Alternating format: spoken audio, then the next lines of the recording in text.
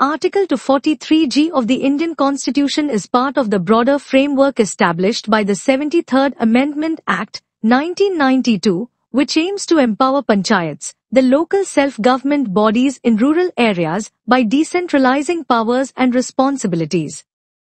Here's a detailed explanation of Article 243G. Main provision. Subject to the provisions of this Constitution, this clause indicates that the powers and functions of panchayats are to be exercised within the framework of the Indian Constitution.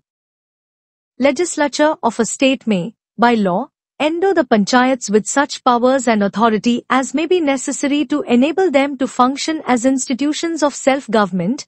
This means that the state legislatures are empowered to pass laws that confer necessary powers and authority upon panchayats to function autonomously as local self-government institutions.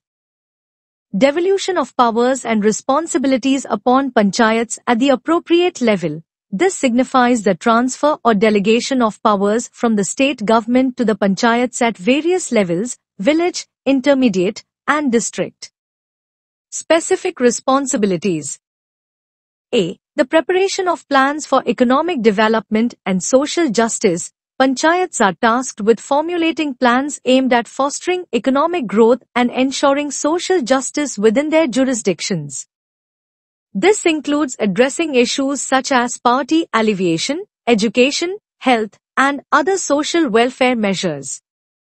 B. The implementation of schemes for economic development and social justice as may be entrusted to them, including those in relation to the matters listed in the 11th schedule. Panchayats are responsible for executing various development schemes.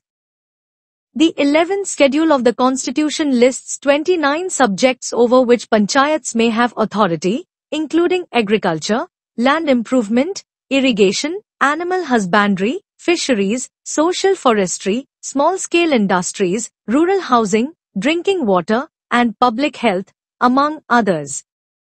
Key points. Empowerment and autonomy. Article 243G is crucial for empowering panchayats by giving them the authority to act as self-governing institutions. State legislation. The actual powers and responsibilities of panchayats are defined by state legislatures, which have the flexibility to tailor these according to local needs and conditions. Economic development and social justice. The focus on economic development and social justice underscores the role of panchayats in ensuring inclusive growth and addressing social inequities at the grassroots level. 11th Schedule. The specific reference to the 11th schedule provides a structured framework for the types of activities and areas in which panchayats can be involved, ensuring a comprehensive approach to rural development. In summary, Article 243G is designed to decentralize governance, promote local self-governance, and ensure that panchayats play an active role in the economic and social development of rural areas in India.